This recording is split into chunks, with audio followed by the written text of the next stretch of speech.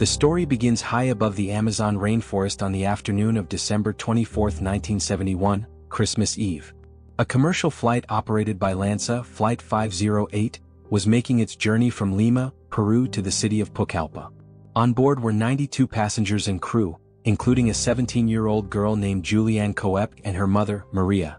The two were traveling to reunite with Julianne's father for the holidays. It was supposed to be a simple flight, just over an hour long. Nothing out of the ordinary. Inside the cabin, the holiday spirit was in full swing. Passengers smiled, exchanged stories, and passed around small gifts. Laughter echoed through the narrow aisle. Some enjoyed slices of panettone, a sweet bread traditionally eaten during the holidays in Peru. Others stared out of the windows at the endless green stretching below, the vast, seemingly eternal jungle of the Amazon basin. Julianne and her mother were both scientists, intellectuals with a deep love for nature. They had lived in the jungle before, conducting biological research. For them, flying over the rainforest was not just scenery, it was familiar territory. But no amount of familiarity could prepare them for what was about to happen. As the flight neared its destination, the crew was warned of a rapidly forming thunderstorm. Despite the warnings, the plane continued into the storm's path, a decision that would prove catastrophic. The blue sky turned to charcoal. Towering storm clouds swallowed the horizon. Within minutes, turbulence rocked the aircraft. At first, it was light, the kind of shaking most passengers could tolerate. But then it intensified, growing erratic and violent. The cheerful conversations quickly faded. Overhead bins rattled, drinks spilled, and tray tables clattered. Darkness consumed the windows, pierced only by violent flashes of lightning. Thunder cracked like explosions. The plane was no longer gliding, it was lurching and dropping like a leaf caught in a storm. Fear set in. Some passengers gasped. Others began to pray. Hands reached for each other in desperation. Then, without warning, it happened. A bolt of lightning struck the plane's right wing. A blinding white flash and then chaos. The plane pitched violently. Metal screeched. The fuselage tore apart midair. Seats broke loose. The pressure inside the cabin vanished. People screamed. Everything was noise and motion, and then silence. Julianne, still strapped to her seat, was ejected from the disintegrating aircraft. Along with two other connected seats, she plummeted from the sky. She fell for nearly 2 miles, over 10,000 feet, through layers of cloud and open air, spiraling downward into the thick canopy of the Amazon rainforest. A fall from that height is almost always fatal. But somehow, she survived. When she regained consciousness, the jungle greeted her. Dense, humid, endless. Her first memory was of the intense green, leaves and branches stretching in every direction. Her body ached. Her collarbone was fractured. She had a deep, bleeding gash on her calf. Her right eye was swollen shut. One shoe was missing. Her glasses were gone. But she was alive. Hours passed. Then a day. She could barely move. She called out for her mother. Over and over. No one answered. She stumbled through the wreckage, trying to find other survivors. Pieces of the plane were scattered. Seats. Bits of luggage. But no people. No voices. Just the relentless noise of the jungle, chirping insects, distant bird calls, and the deep, heavy silence in between. The only food she found were a few soft candies that had fallen from someone's luggage. They would be her sole nourishment for days. Julianne knew she couldn't stay in one place. If she did, the jungle would consume her. Infection, starvation, wild animals, they were all waiting. But she also had one advantage most people didn't: a deep understanding of the rainforest. Her parents had raised her in it. She had been taught how to move through the wilderness, how to listen to its sounds, and how to stay calm when everything around her seemed hostile. Her father once told her, "If you ever get lost in the jungle, find water. Streams lead to rivers. Rivers lead to people." With that in mind, she began walking. At first, she followed a tiny stream, crawling over roots, ducking under vines. The going was slow. Her injuries made movement painful. Every step felt like a trial. She had no shoes.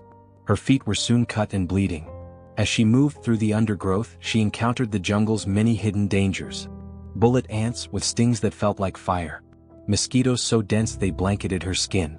Snakes coiled silently beneath the leaves. And yet she kept moving. Her injuries worsened. The wound on her arm became infected.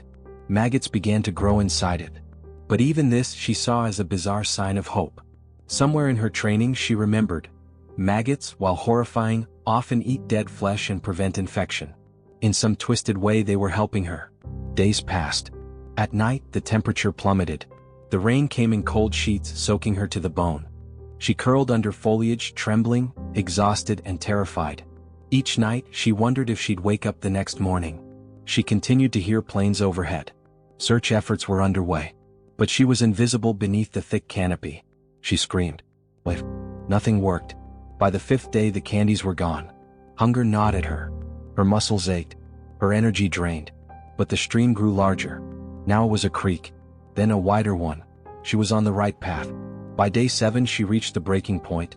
No food. No sign of rescue. Her legs could barely carry her. She began to accept the possibility that she might die there, alone, without anyone ever knowing what happened. But then, a sound, a change in the water's rhythm.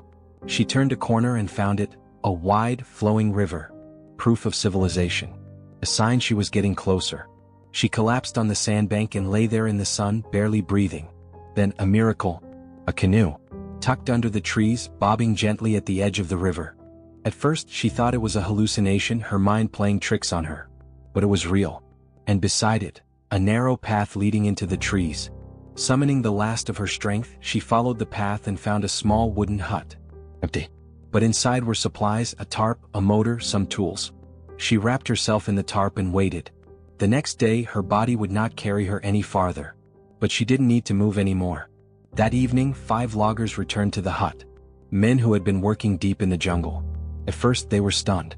A pale, bruised, emaciated girl sitting on their floor. They thought she might be a ghost. But she spoke clearly, deliberately, and told them what had happened. They listened in awe.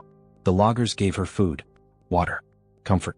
And the next day, they took her by canoe downriver to the nearest village. From there, she was flown to a hospital. 10 days after the crash, Julianne Koepke emerged from the jungle, alive. She was the only survivor. Of the 92 souls aboard Flight 508, she alone had lived. News of her survival made headlines around the world. People called it a miracle. But those who knew her understood it was something else, a rare combination of knowledge, willpower, and the unbreakable instinct to survive. The cost was high. Her mother had not survived.